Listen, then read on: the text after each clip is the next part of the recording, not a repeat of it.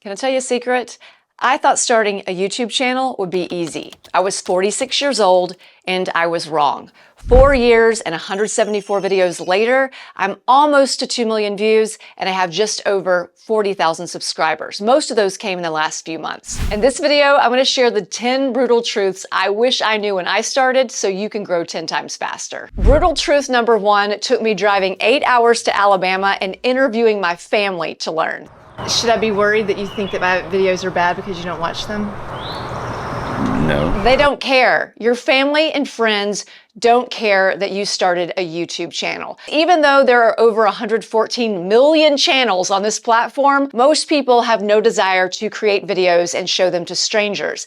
So they don't understand how hard it is. And when you go and tell them about it and they show you that they don't really care, it just makes you feel like crap.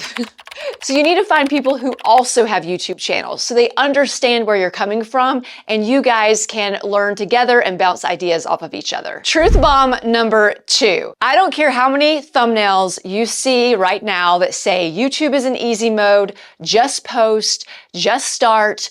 Don't take their advice. Now, I did create a video not long ago and the thumbnail reads just post, but I didn't mean just post without doing any homework. I meant stop waiting for the perfect time. What you don't want to do is just jump on this platform and think that you're just going to figure it out along the way. I mean, you can do that, but it's going to take you a lot longer. When I started, I did not do any research because I thought since I had a big social media following and a background in television, I knew everything I needed to know to be successful on YouTube. What I didn't think of is that short form videos are very different than long form videos. So once I figured that out, I started to study successful videos and really figure out the formula they were using in the beginning of their videos so that they could keep people watching and therefore get more views. The simple formula I discovered: hook them in the first few seconds, then you have to prove to them that what you're about to tell them actually works, then you need to preview what they're going to get so that they get excited and they want to keep watching. That way, even if the video is about you, it still gets them excited. The next truth bomb: even if you know what your channel is going to be about, or maybe you already have a channel and you know what your channel is about, you still have to figure out how you're going to set yourself apart from the other people who are in your niche. When I got on here, I thought that background in television was enough to help me stand out. But what I didn't consider was that I can be an expert all day and teach people stuff. But if I don't use storytelling in the right way to get them to connect with me and want to come back for more, I'm not going to grow my channel. Even if you have a lot of subscribers, if you don't get them coming back to watch your videos, you're always going to have low views because the algorithm is watching how your current viewers are responding to your videos. And if they all engage, then it will send it out to more people. Well, because I wasn't connecting with my audience, people were not coming back. They'd get the information they need and then they would leave. But you also don't want to make this mistake and swing it all the way back to the other end of the spectrum and start making videos all about you. And I did that too. I started to dabble in vlogging. But the problem was I was talking to the camera in the beginning of my videos as if people already knew who I was. So the people who didn't know who I was couldn't care less about that video and they didn't watch it. So the video got low views. So if you're going to start dabbling in vlogging, you need to figure out what you do behind the scenes that your ideal viewer would really care about and make the vlog about that particular activity. So there's a start and finish to that video and not just a random day in the life that nobody really cares about except maybe your friends, and remember, they're not watching anyway. So one example of that I recently did was I challenged myself to record and edit a video as fast as possible. And then I showed people what I was doing to edit that video so quickly. So even though it was about me, it was behind the scenes, it had a start and a finish, and I was giving people tips along the way. This next truth bomb is going to put you ahead of 90% of the other creators out there. Once you figure this out, you're going to keep posting no matter what. You're going to fail so much on YouTube. Every video for a long time could feel like a failure unless you flip your mindset and you fail forward and you focus on the lessons in every video. Because if you just focus on the lessons in the videos that you're learning and then you're taking what you learn and apply in the next video, you're winning every single time. Now, this also may come with age because when I turned 50, I started to realize that while I wanted to stop wasting time, I also didn't want to rush through life. So for instance, I just took a break on YouTube because I wanted to create a really good course. And sometimes you have to slow down to speed back up again. So sometimes you might have to take a little bit longer to plan a video versus just cranking out a video every other day just to say you cranked out a video. But when you slow down and really take the time to figure out what works in a video, that slowing down process is actually going to help you speed up your process and speed up your growth. The next lesson that's going to help you grow 10 times faster on YouTube is that you cannot have a goal that's just about you. You have to have the goals that are about you, but then you also have to have goals that are bigger than you. Because the ones that are bigger than you and they're not about you, those are the ones that are going to keep you going even when you don't want to post. For instance, when I came back from a 6-month break on YouTube because I was so burnt out earlier this year, I decided I wasn't going to make it about me. I was going to make it about people I don't even know and how I can help them.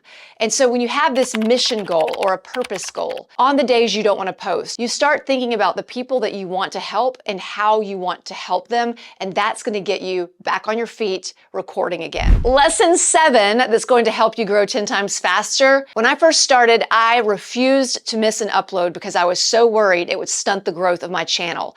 But what I didn't realize is that I was actually making it worse because I ended up being so burnt out, I took a 6-month break. And that allowed me to come back with a whole new mindset, some of the stuff that I'm sharing right now. And ultimately, that's how I started growing so much faster because I finally took that much needed break. Don't be afraid that YouTube is going to penalize you if you take a break. Once you figure out who your audience is on here and YouTube figures out who your audience is, even when you're on a break, YouTube is going to send your videos to those people in your audience and you're going to continue to grow. Maybe not as fast as you were when you were actively posting, but you will continue to grow. This next truth bomb is really how I was able to grow by 25,000 subscribers in just a few months. When I started my YouTube channel, I was on TikTok and Instagram. Then I got rid of TikTok, but then I kept trying to grow both Instagram and YouTube.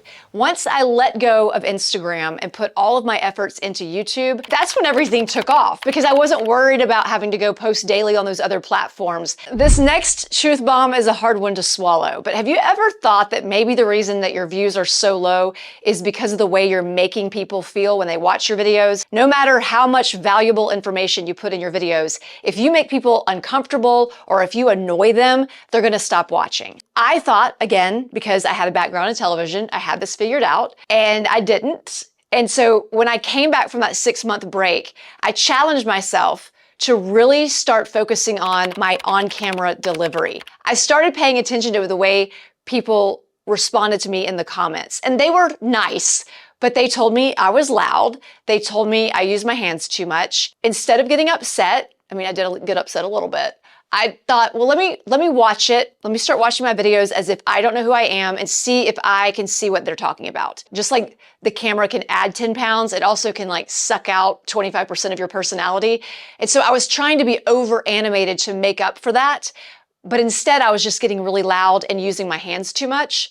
So, and I would love to know if you've noticed, but I have really focused on projecting, but not yelling, trying to keep my hands down here, sound more conversational. Behind the scenes, what you don't see is in the beginning when I'm setting up my camera, I do the beginning of my video like 30 times. I thought starting a YouTube channel would be easy. I was wrong. I started 4 years ago. Are we rolling? Let's start again.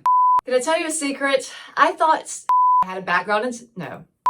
4 years later, I'm really just trying to get in that mode of me talking to someone. I'll even say someone's name right before I say my hook. Like, Lisa, can I tell you a secret? That just immediately shifts my tonality to sound like I'm just talking to one person. Try it. The little name trick is priceless. I could not stand it when I heard people say that your thumbnail and your title are more important than your video. So I was like, be like, whatever. And I would record my video and then I would just throw together a thumbnail and a title. But I finally listened to that advice. It's so important because you have to think if the thumbnail and the title are weak, then people are not clicking on the video. And so it doesn't matter how much time and energy you put into the video, no one's watching that video. So you really have to think hard and research those thumbnails and titles before you just slap anything up there and just hope for the best. But that also meant I spent a little bit more time making sure visually the first 30 seconds of my video was interesting. Now, this doesn't mean your video has to be complicated or that you have to take a really long time to record. You just need to put some thoughts into what that first 30 seconds of your video is going to look like. Can you start off on a wide shot and then go to a closer shot? Can you start off showing a prop or showing some kind of B-roll? What can you do to really get them engaged in that first 30 seconds? Because if you have high retention in the first 30 seconds, you're going to increase your overall retention. By the way, if you would like me to help you grow your YouTube channel, my YouTube program just opened, and you can learn more by clicking the link below. We have challenges inside the program, and our next one starts soon.